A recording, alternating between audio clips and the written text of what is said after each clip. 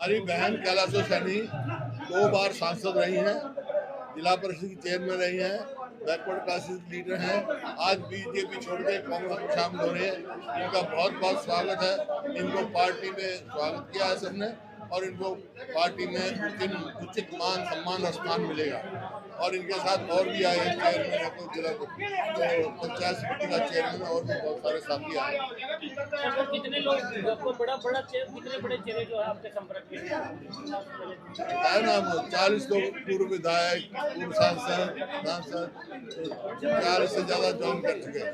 एक लहर बनी हुई है कांग्रेस के पक्ष में, पूरे हरियाणा में एक लहर बनी हुई है। सर, क्या बड़े नेताओं के दौरे तय हो गए हैं? कौन कौन बड़े नेता चुनाव प्रचार के लिए आ रहे हैं? क्या बड़े नेताओं के दौरे तय हो गए हैं?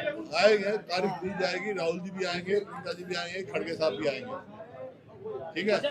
हरियाणा सरकार को लेकर क्या कहना चाहेंगे कि मुख्यमंत्री तो ये कह रहे हैं कि सरकार को कोई खतरा नहीं है। मुख्यमंत्री कह रहे हैं कि सरकार को कोई खतरा नहीं है। सरकार तो अल्पमत में है। नैतिकता तो यही कहती है इस्तीफा देके, और गवर्नर साहब को हमने ज्ञापन दिया है, असेंबली डिसॉल्व करके चुनाव कराने चाहिए। सर, आखिरी सवाल, आप कहते हैं जेजेपी के साथ उनके सारे विधायक नहीं हैं, जबकि राज्यपाल को जो आपने लेटर लिखा उसमें लिखा है कि जेजेपी के 10 विधायक विपक्ष के साथ हैं। हाँ। वास्तविक स्थिति क्या है? वास्तविक स्थिति यह है, विप जारी होगा, सेशन बुलाएंगे, पता लग जाएगा है नहीं है, क्योंकि कुछ फॉर सेल है वहाँ। हमने हॉर्स ट्रेडिंग रोकने के लिए कहा है कि हॉर्स ट्रेडिंग शुरू होगी। 3 विधायक बनाने से मिल रहे हैं, 2 बनाए, ये हॉर्स ट्रेडिंग का एक संकेत है और हम हॉर्स ट्रेडिंग नहीं चाहते। इस वास्ते हम रेजोल्यूशन नहीं मांग रहे हैं। कैलाशो सैनी के अलावा और कौन शामिल हुए? आज बहुत शामिल हुए, सारे परिवार, उसके ब्लॉक के सरपंच जो हैं, ये सारे सरपंच बैठे, और मार्केट कमेटी के चेयरमैन है, हमारे साथ ब्लॉक समिति के चेयरमैन है, सरपंच है। बीजेपी से और भी कोई है महिला?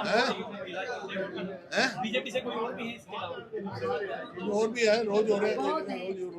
नाहरपुर से है बीजेपी के नेता ये कह रहे हैं कि कांग्रेस पार्टी गुमराह करके चुनाव लड़ रही है, लोगों को गुमराह करके। गुमराह तो वो कर रहे हैं, अपनी अचीवमेंट नहीं बता रहे। 10 साल में क्या किया।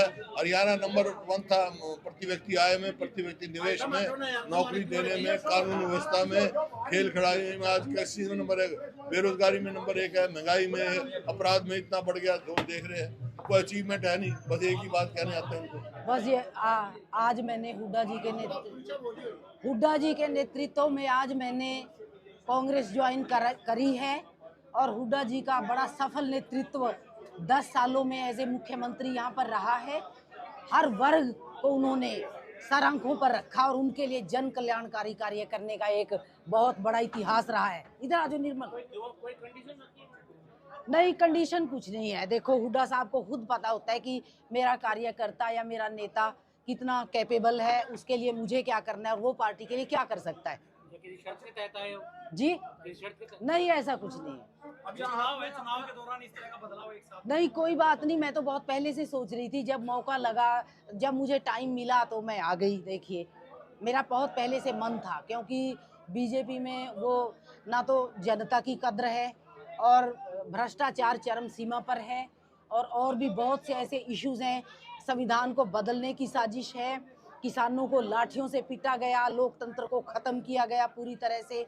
तो ये काफ़ी इश्यूज हैं जिनको आगे आने वाले समय में देश की जनता को आज वोट की चोट से, अपनी ताकत से उनको हल करना है। आज जनता ही ये चुनाव लड़ रही है।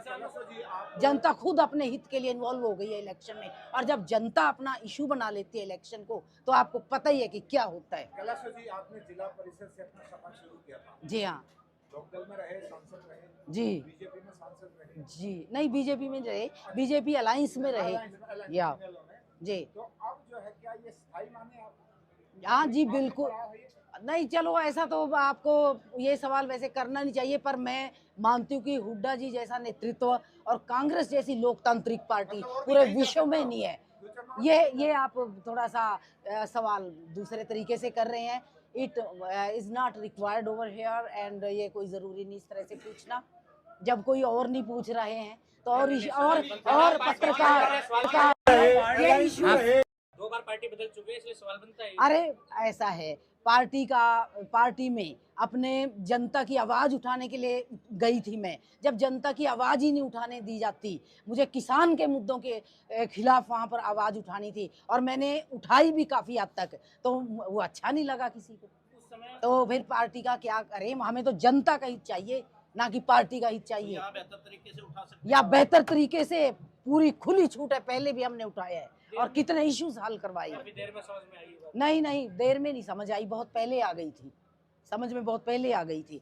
हम यही सोचते रहे कि करेंगे, बदलेंगे, क्योंकि मोदी जी पे थोड़ा सा यकीन था, लेकिन नहीं, वो भी अब चाटुकारों से घिर गए हैं और जनता के हित की कोई परवाह नहीं रही, ना भ्रष्टाचार की तरफ ही कोई ध्यान दिया जा रहा है कि किस तरह से जनता के गाढ़े खून पसीने की कमाई को लूटा जा रहा है। आप देखिए, कांग्रेस का एक छोटा सा दफ्तर है अकबर रोड पर, अब भी चल रहा है, उसमें कोई पैसा नहीं लगाया गया। उसी तरह से बड़े बड़े नेता, यहाँ तक कि प्रधानमंत्री तक वहाँ उसी में बैठते रहे।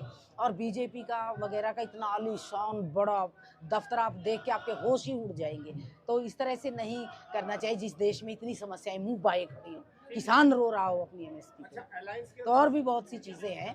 तो अलायंस के सुशील गुप्ता है वहाँ, उनका प्रचार करेंगे? जी क्यों नहीं करेंगे, बिल्कुल करेंगे और जीतेंगे भी वो।